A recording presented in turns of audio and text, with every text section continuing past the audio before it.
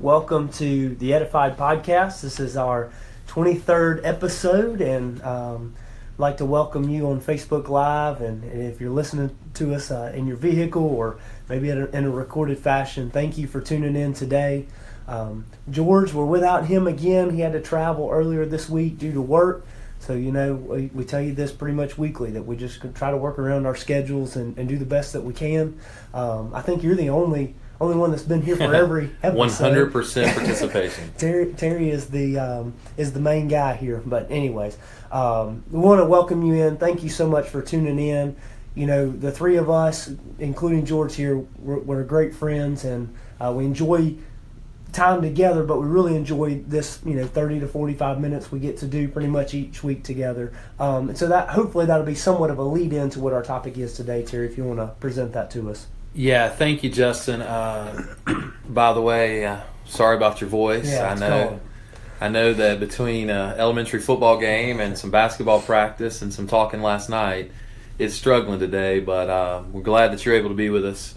We are also glad that we have so many friends out there in the Facebook world, and we are excited about being able to come to you each and every week. We're excited about those who go and download our podcast and really give us the feedback that it's really a blessing, but we certainly want God to get the glory in all of this. But just thinking about friends, and we stream this through Facebook Live, we try to do it through public.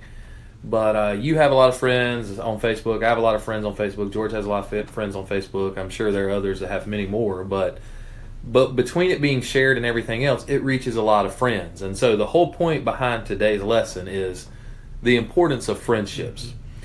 Someone once told me that if a person comes to your church, this is just a church-related topic when it comes to friends. If a person comes to your church and they make 4 friends, they will never, ever leave. If they get plugged in with that group of friends, they will stay there forever. And that's really something I've tried to make sure that we've had a lot of growth this year. God's really blessed us with that. And so what we really try to do, working like your uncle is with our involvement and everything, we really try to plug people in and see friendships develop and everything else. But the reason friends are important, not just because we need to stay faithful to the Lord, however, that is critical, but friends are important because there are times in our life when we go through so many struggles. There are times in our lives when we hurt. There are times in our life when we face temptations that, maybe we don't want to share with other people or what have you. And that's where I think friends really come into play. This is something that's not... It's not that it's a... I'm sorry, I just saw something come up. We're trying a new camera this week. And that's why we look better. It's exactly. We've done, it's a new camera. We're trying a new camera, and we got all kinds of screens going, and I've got ADD, so please forgive me on that. But anyhow, thank you for the comments. But what we want to talk about is the importance of friendships. Friends are something that's critical. You look in the Bible, they're there. Friends are not just for elementary kids. They're not just for middle school kids, youth groups. Friends are so important in all aspects of life. Sorry to interrupt you here. It's okay. I guess I'm not sorry because I did, but I guess you could even argue that friends are more important as you grow older than they are as a kid, aren't they? Because you think of kids, they're just innocent, and they can be mad at each other for 5 minutes playing on the playground, and then 10 minutes later, they're best friends again. Right. I do think as we get older, friends, especially when we get in that middle age group from between our teenage years to our 30s and 40s, friends are incredibly important in the way that we plug in, like you say, in church, and maybe the way that we even turn out as individuals. Yes, I agree. And we're going to talk about some Bible examples in just a moment with that. But I just want you to know, whoever I've worked with, and sometimes in the religious world, people try to say, well, yeah, you've got the preaching minister who's here, or maybe you've got the youth minister who's here, and they try to make a hierarchy to it. But I did not want that as a minister. And so Justin and I work together, and there are others out there, Jordan Abrams and others I've worked with, John Hackett and so many, Jeff Abrams. But when I tried to work with somebody, I've tried to be a friend with them. And I'm not saying I'm the be-all, end-all. I'm just saying I don't want it to be a relationship where, I feel like my job's more important than Justin's. We're both reaching souls. That's all that matters to God. But here's why I say all that to say. I don't want you to think Justin and I are faking this. We really are very good friends. He's 10 years younger than me, so he keeps me young maybe. But he is a very good friend of mine. But I think he also could echo that we're blessed with a lot of good friends here at Azalea City just outside of us. George is a good friend of ours. But then there's so many others. We could talk about, man, it gets dangerous if you name people, so I'm not going to do that because I don't want to leave anybody out. And they think, oh, I thought, Terry, you were my friend.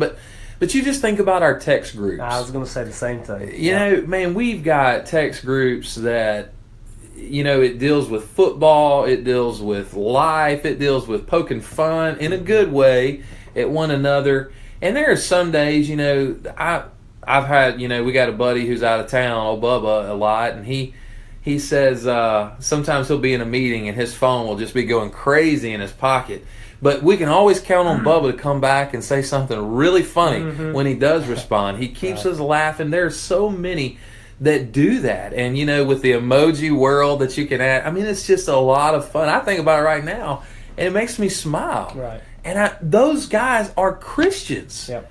And they encourage me, and I hope that we encourage them a little bit too. Yeah, and it's funny through all of those thread of text that we have, and sometimes it's maybe 58, within a span of 12 minutes or something. Right. And I know it can get annoying for some people hate group text, but a lot of times what do we say in that group text? We say something to the effect of, man, I'm so glad to have you as friends. Thank y'all so much. And even though we do poke fun and there's a lot of Alabama fans, there's a lot of Auburn fans, so we're back and forth all the time with stuff. But at the end of the day, there's a lot more of them back at us right now. No question. But at the end of the day, it's awesome to call them friends, but brothers in Christ. That's absolutely right. And that's the best thing, because to know you have somebody that you can go to when you're struggling. You can go to when you need somebody, you need to laugh, when you need to cry, when you need to whatever. It's awesome to have that feeling. Solomon says that in Ecclesiastes when he talks about it in chapter 4. And he says that two are better than one. Yeah. And that because they have a good reward for their labor, right? If they're on a journey, one falls down, the other's there to pick him up. Right. If they lie together, they're able to keep warm. A threefold cord is not quickly broken. It's not easily broken. The more braided we are together, intertwined together as Christians and as brothers and as friends, the stronger that we can be as individuals. Yeah. And it's amazing that when you're young, you're kind of friends with your age group because you go to school with them. You play the same age group in sports or dance or whatever it may be out there. And so, it's amazing when I look at our church family here, and I hope you don't mind us talking a lot about our church family. We're very proud of Azalea City and very proud. This is my home. This is where I grew up, and where your wife grew up. And so it's a lot of history here with our families and such. But I say that to say, in our church family, it's amazing to see the dynamic of friendships. Just Monday, we were at the hospital together. Yep. Was that Monday? Yeah. Yeah, Monday. I can't believe it's already Thursday. Right. But anyhow, we were at the hospital together Monday, waiting on someone to have a heart cath done, and we're sitting there, and I won't say the lady's name, but she's more mature. Yeah, she doesn't want to ever hear the older people. She wants to call herself the more mature, and I can understand that, I guess, too. But anyhow, she kept us laughing and cutting up, and this sister and myself, we talk a lot, and so we tell each other that no matter where we are, we're going to have fun. We're going to laugh. We're going to now the right kind of fun. But at the same time, she's a great friend, and she's a few years older than us. Right. And it doesn't matter. It's just because the bond of Christ is so strong that it brings us like that cord. You take those materials, those threads, and you bind them together, and man, it's not easily broken. You might can break that thread like this individually, but together it's so strong, and that's why it's so important to have good friends in the church. What's the example, and you may touch on it or may have planned to touch on it, what's the example you used at Synergy, right? Yeah. When you talk about horsepower. That's right. And a horse can pull maybe 1,000 pounds by itself, but when two horses are together pulling, that load triples or quadruples. Yeah, you would think it would just double, right? But it triples or whatever. How about this morning working out? I thought about that whole thing is when we're doing the tricep extensions there, and you can do, when you have both arms working together, you can do so much more weight than when you just isolate it with one arm. And that's same way with any workout. Absolutely. That whole idea of synergy, and that plays to the Lord's church so much. When I didn't grow up here, I've only been here for 3 years, just at 3 years, getting close to it anyways. And it's amazing to me. I'm still learning the family dynamics of this. You're telling me all the time, well, so-and-so's related to so-and-so. I'm like, I had no clue. But it's so cool to see. And I always thought visiting here when I was a teenager or for a vacation Bible school or a area-wide or something, this church family always had something. They were always seemed more close-knit than anybody. And so that was one of the big draws when I had the opportunity to come down here. Ashley and I had the opportunity to come down here. Was, man, it's going to be a fun family, close-knit. There's so many family ties here. It's almost like a big family reunion. And isn't that how worship's supposed to be? Where we're enjoying. I know we don't go for the pleasure of it. We don't go to see people. We go to honor God and serve Him. Right. But it's so much more uplifting. It's encouraging, and it almost makes it easier to go, right? Because you have that draw. That's exactly right. George, we miss you too, buddy. I can see all these Facebook Live things popping up now. This is not good for my ADD. But anyhow, it's amazing that you mention that because, you talk about the friendships and you talk about the families and you talk about those dynamics. It's kind of like Miss Glenda and I were talking. Miss Glenda's our secretary here, one of our secretaries. And we were talking about, and I was letting her know Justin was out of the office yesterday.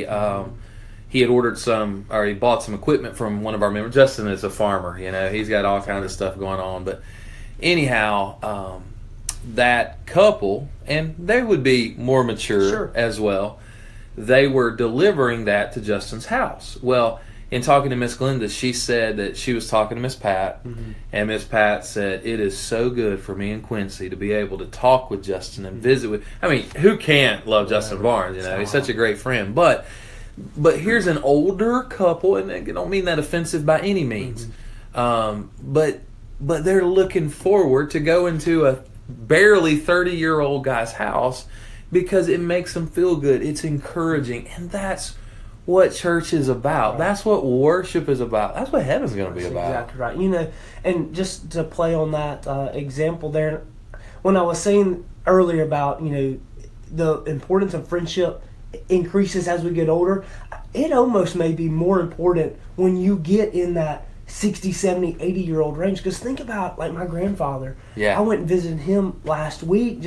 I was up in that area, and I don't do that enough, but my grandmother passed away a little over a year ago, and I just think about, man, how lonely is he, And thank goodness my uncle and my aunt live just right down the street from him, and he tells me all the time how fortunate he is that him and Nanny were able to come down here for a little while together, and then him be here at this church family, because there's so many people that love him and that are able to go and speak to him, and he'll talk to a brick on the wall. But Mr. Jim, I get chill bumps now. They're running on my arms. Mr. Jim is one of the greatest men I've ever met, and I've only known him, just for a few months, all in all, if you will, a couple years now, and even last night when we were talking, I mean, we just had the best talk after class. He has never, and listen, I love everybody out there, and I appreciate y'all being kind when I preach and all that. And sometimes when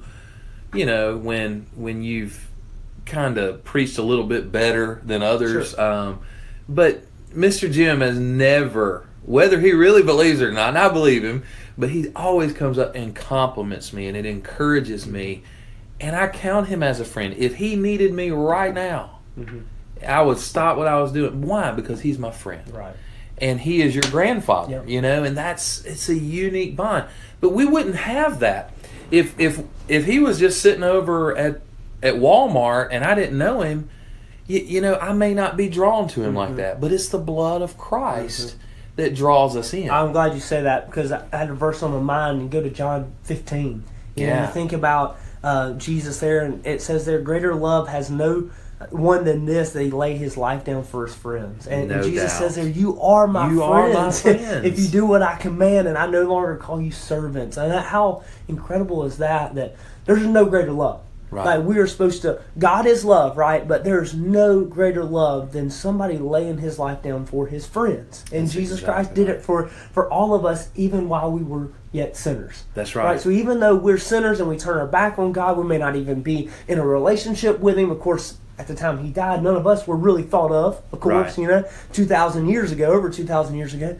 But no greater love than this, that somebody lay their life down for their absolute, best friends. You're right, and I think it's so cool that we can call Jesus our friend. Mm-hmm. Some may think that is disrespectful too. Exactly. If you think about it, like, oh, you're not being reverent enough. You're not being reverent, but that's what he said. Yeah. It's his words, not ours. He said, you are my friends if you will do what I tell you to do, if you'll obey my commands. And so when we walk in the light as he is in the light, what does it say? We have fellowship with one another. You know, we talk about that fellowship, and we've talked about those kinds of things here on this podcast. But the fact of the matter is Jesus is our friend. And we sing the song, Jesus, so we call it a children's song, but Jesus is a friend next to you. And you think about that, when I talk to God, and, I always, in my own prayers, try to thank Jesus as well, for what he's done for us and the sacrifice that he's made. And because he's my friend, and he died for me. But not only did he save us from our sins, but he brought us into his establishment, his church, and he made us, through his blood, a part of this kingdom where we truly can have friends who are friends forever. I have always been very blessed with good friends. Even when I was not a Christian, God put friends in my life. And I'll just tell you, I didn't, even though I grew up in the church, I didn't become a Christian until I was 16 years old. That doesn't mean I was a wild child or whatever. I mean, I probably wasn't the best person on the planet, but I didn't do a lot of crazy things, and here's why. First of all, my parents raised me well, and I appreciate that, and they were very, very plain on what, especially my dad, on what you couldn't do and what you could do. There was no gray areas. He let you know. But along the way, I had a friend, and we lived in Wilmer, and I know you still live in Wilmer, but at the time, Wilmer, it wasn't even as high ranking as it is now, okay? 2 traffic lights. You got a couple traffic lights now, okay? But I grew up in Wilmer. We moved out there. In fact, I didn't even know that TVs didn't have cable, because in Sims we had cable. I moved out to Wilmer and we had like 3 channels, probably the best for me anyhow. But point of it is, when I was in the 9th grade, a buddy moved out there, and he became my friend. It just so happens he was being raised by his grandparents. Now, he wasn't a faithful Christian, and fortunately, he did become a Christian. But I say all that to say, but he couldn't stand drinking. He couldn't stand drugs. He couldn't stand these things. His mom had abandoned him. He was born at 2 pounds because she was on drugs. And so it was a terrible situation. But here was a guy that became my best friend. And when the parties were there, we were going and hanging out and, playing sports outside and doing things like that instead of getting in trouble. Again, it wasn't, God just put him in my life for that reason, I know, to help me stay on the straight and narrow. Then when I did become a Christian, I've had people to encourage me along the way as well. It reminds me, I know you're going to mention Proverbs, but you go ahead. No, what? 17:17 is, a friend loves at all time, and a brother's born for adversity. Right. And that is true. True friends. Now, it's not talking about your casual friend, but your true friends, they love you at all times, no matter what. They've seen you at your best, they've seen you at your worst, and a true friend you can open up to and know that they're going to keep it confident, know that they're going to be there for you. And a true friend doesn't let you do something wrong and just say, yeah, that's all right. They'll correct you on That's it. exactly right. And sometimes that's hard. Mm-hmm. It's hard to be able to love somebody enough to tell them the truth. Yeah. But if we're going to be the friend that Jesus is to us as we should be to them, then we're going to have to do those things. We're going to have to say, hey, man, and then we need to be a friend that can take criticism, mm-hmm. that can take those things. And when that happens in the church, listen, and I know that people say, well, if you have too many close friends in the church, you can also have cliques. Yeah, I've heard that in youth groups as well. Listen, I think I can be friends with everybody at our church. I really do. Absolutely. But I do have some closer friends. But didn't Jesus? Right. Jesus had, the disciples, but he had a group of close friends. Why is that? Well, I think it's just, maybe it's things that bring us more in common or what have you. But that doesn't mean, when I talk about make 4 friends, that doesn't mean we can't be friends with everybody. Mm-hmm. But if we get those close friends, and they're gonna be that brother, that friend that loves at all times, that's born for adversity. It's like iron sharpening iron. Yep. Justin and I being together every day, we either see each other or probably text or something, mm-hmm. just about every day. And with that, some of it certainly is work related, but a lot of it is just iron sharpening iron related. Hanging out together, going to the gym together, or just talking about different things. We've coached together. We do a lot of things together.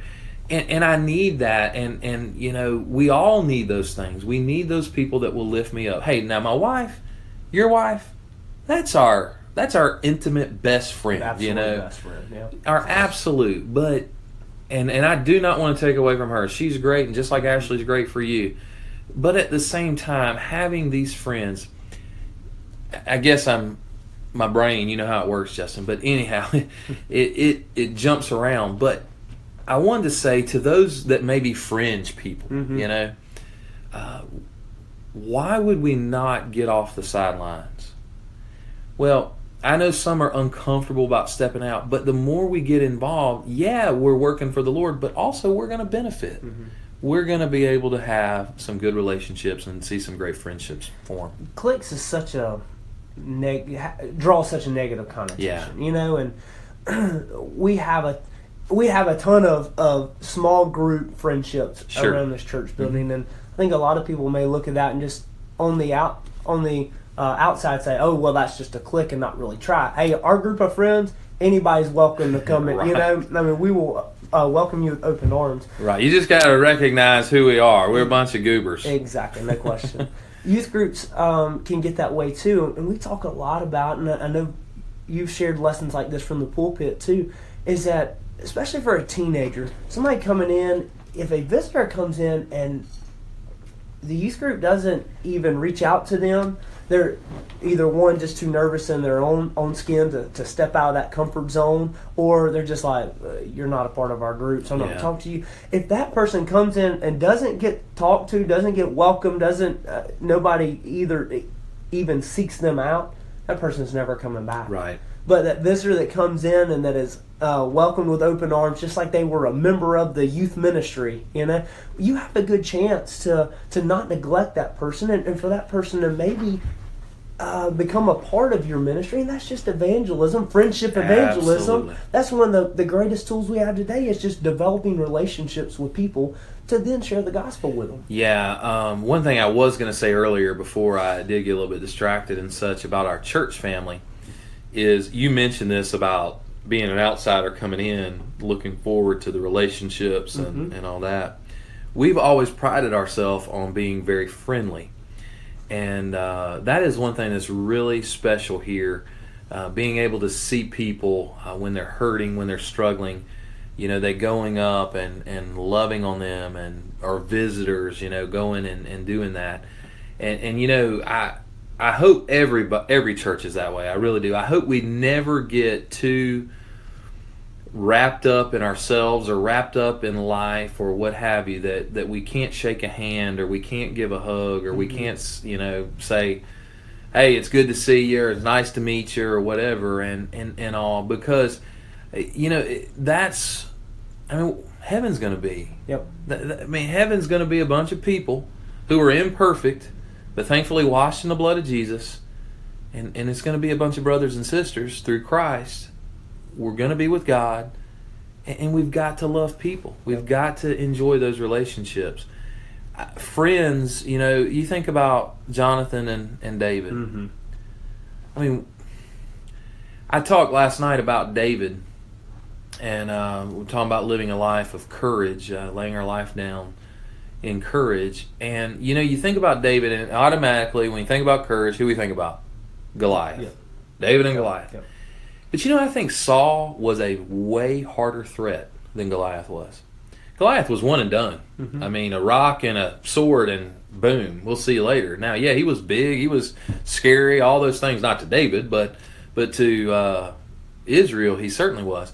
But Saul was the king, the Lord's anointed, who David, again, had a great relationship with God. He was not going to strike the Lord's anointed. Yeah. He was going to do what God wanted him to do.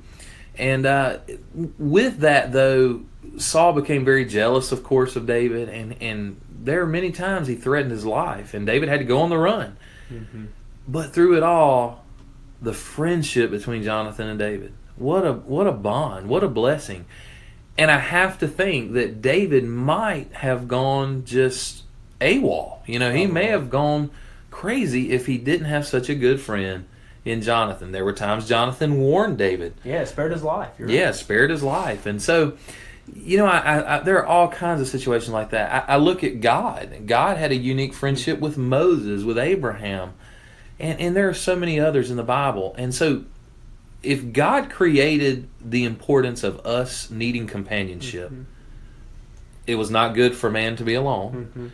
If he understood that, then friendship, the right kind of friendship, is certainly a good thing. Well, Paul tells us in the book of 1 Timothy chapter 2, verse 4, I believe, that God desires all men to be saved and come to the knowledge of the truth. So God desires that same relationship and friendship with us. Yeah. And when Jesus went to die on the cross, he didn't just die for a certain group of people. He died to open up heaven for everybody. So he's waiting there with open arms. So why should you and I throw up borders around people and say, well, I'm not going to be friends with that person? We're going to really truly be like Jesus and try to be the friend that Jesus was. Right. We need to welcome everybody too. Yeah. In closing, if you will, let's talk a little bit about, though, what it takes to be a friend, a good friend. I would say, first of all, to be a good friend, we've got to be loyal. We've got to be there for one another. There's also a way to smother. Obviously, we don't need it every minute. But if my good friend, and I just use Justin because he's right here. If Justin said, "Hey Terry, can you help me move something or whatever?" If I can do it, I'm going to help do it. But if I tell him all the time, no, eventually that loyalty, it's going to break. He's not going to trust me. And so I say that to say that there may be some out there that say, well, I've tried the church, but nobody want to be my friend. Well, I want to ask, how much did we give? How much did we put into it? Did we also try? Are we loyal to them? Are they loyal to us? And so I think that's important for people to understand. I used an example speaking in chapel today that I saw recently on Pinterest or something. I actually probably even found it for me. I know she did. But we have chickens, so we go and collect eggs. And I found this recently that you can grab an egg in your hand as long as it doesn't have a crack or a hole or anything in it. Sometimes chickens will step on eggs if they're using the same nesting box and all, so you crack sometimes. But if I can grab an egg and it's got a solid outer shell, I can squeeze that egg as hard as I can. But it will not crack. It will not break under that pressure because it's just all bound together. And you can use the example for us as people that if we use words and if we build each other up and encourage each other that really truly polish and purify and edify each other, then that outer shell is going to be strong. Yeah. And it's not going to break. But if I use words that Sticks and stones may break my bones, but words can never hurt me. Whoever came up with that, They were wrong. they were wrong. They were wrong. just dead wrong on it. Because cutting words that, a lot of times if we try to cut somebody down, we're really have a low self-esteem. We're just trying to build ourselves Right. up over them, right? Right. So Or try to bring them down to our level. exactly right. So if that would almost represent taking a safety pin. And anytime I use those kind of negative words or how to tear somebody down, it's like sticking a hole in that eggshell. Okay? If you look at it, it still looks like a complete eggshell. You really can't tell, Yeah. especially from a distance. But those words, even though I may look strong on the outside, those words are cuts in my heart. And now if I go squeeze that egg, it breaks so Right. easily. And it's really neat to see. And I have an egg in my office. I was going to bring and do that, but there's a little bit of the equipment's kind of expensive, so I didn't Yeah, want a to little do bit of something cleanup wrong. Yeah, but anyways, it's really a powerful example for Yeah. me to see how strong of an outer shell that you and I can have, or how strong of people we can have. We have good friends, Right. and that build us up. But yet, if we cut people down all the time, man, it may not look on the outside because we're good at faking it till we make it. Right. We're good at putting on the front. But man, those words that cut to our heart really, really weigh on people, and it tears them down. It breaks them. You're exactly right. And when I think about the ingredients of a friendship, certainly the way we talk, like you say, the way we treat one another, you think about how Jesus would treat us. He was loyal. Yep. He was caring. He was forgiving.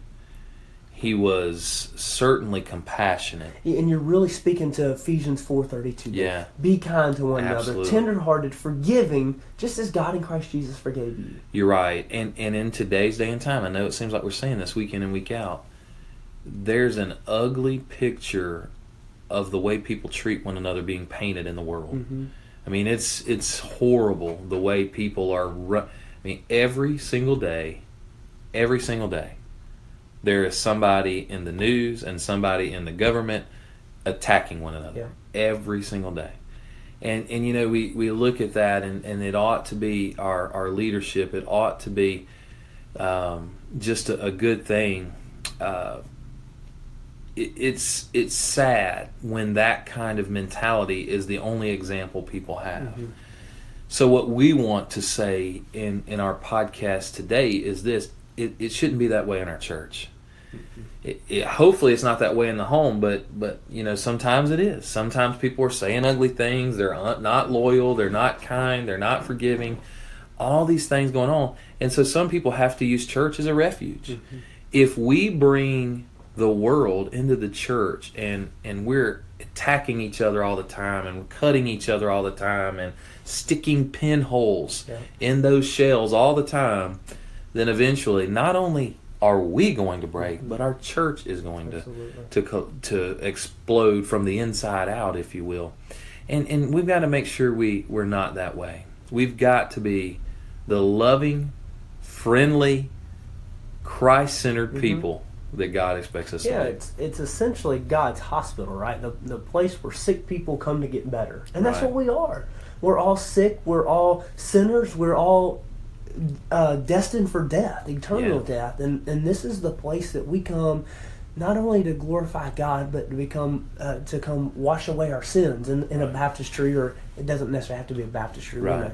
But and then we come to be edified. That's to, right. to edify each other through our songs, through our words, through our actions, just through worshiping together.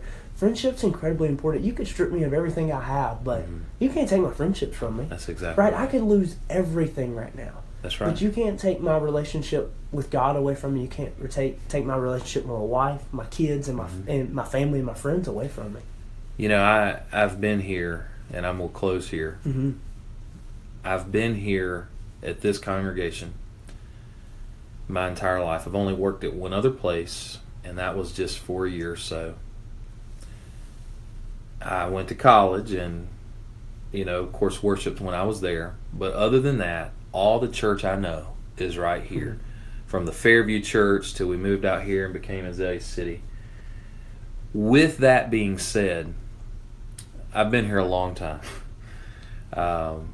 Employed since 1999, well, probably since 97 as an intern a little bit too. But I got out of college in 99. And so, I've worn several different hats along the way. why do you stay here, Terry? Why have you been here so long? Well, my family does go here. And so people automatically say, well, it's because it's... I don't think anybody's out there actually questioning this, but Sure. But just to tell you why. It's not because of my family. I love my family. I mean, my entire family goes here. My brother is an elder here. You know, I love my family. I do. My wife's family goes here. I love them. But it's not because of my family. You know, in large part, it's because of the friendships I have. It's because of those friendships that I just can't get everywhere or anywhere I go. I may be stepping out too far in saying this, and I'm still really new into ministry, but you know, when you look at a youth minister, I think the average is like 2.5, 3 years, and most of them are right out of college, coming into a ministry. It doesn't work out so well, maybe they weren't fit for it, and they're out of ministry completely. They're not going on somewhere else, but out completely. You know, I would tend to think the ones that stay around is because of the relationships, and the ones that leave is probably because of the relationships that just weren't ever developed. Yeah, that's exactly right. And so that's just shows you how important it is. The Bible's full of. I mean, we could talk to an hour just on scriptures. I know. We talk about friendships and. Really, that's the entire underlying theme of the Bible. That's right. The relationships, right? That's the relationship ultimately we have with God and His Son Jesus Christ, but the relationships we have with each other to edify, to encourage, to build us up. And I'm sorry, I'm screaming right now, but it's not very, it's not very loud. Do you have anything else before Yeah, I was just going to close with this. Somebody, and I missed who it was. I'm sorry, I'll go back and look, but somebody at the very beginning put a comment that said. All I can think about right now is You Got a Friend in Me. We almost named the podcast You Got a Friend in Me. Yeah. But I want to say that comes from Toy Story, and I've told you about how my kid Bo watched it so much when he was a kid. You know, Buzz and Woody, they were at one time enemies. Yeah. But through the love of the one who loved them, Andy, you know, and getting back to Andy and trying, even though they got lost and they had to work together and build together, they grew together. Yep. And that became the theme song. You know, Buzz to Woody, Woody to Buzz, all of them to Andy. You've got a friend in me. And Justin and I, and George, if he were here, would want you to know that. If you think I don't have any friends out there, come and see us. I mean, we will be your friend. You know, we may not be BFFs. But nobody says we can be friends, we can be, united through the blood of Christ. I'm thankful for all those who are out there watching, for those who are out there that are listening or going to do those things. To this guy, to George, to so many others, if you are my friend, thank you. You've played a special role in my life, and I'm glad you're in my life. Hey, that's really... We always talk a lot about, well, we can't take anything with us when we go. When we pass away from this earth, we're not taking anything with us. We kind of do, though. We do take those friendships, right? Because we can be able to recognize each other in heaven and find each other and worship together. So that is really the one thing that we're going to take on to the next life, is our relationships with each other. And that's really special. It shows you how important it is. You know, we got to close with this as always. We are satisfied if God is glorified and you are edified. Thank you so much for tuning in. Thanks for being our friend. Absolutely. You did it right there.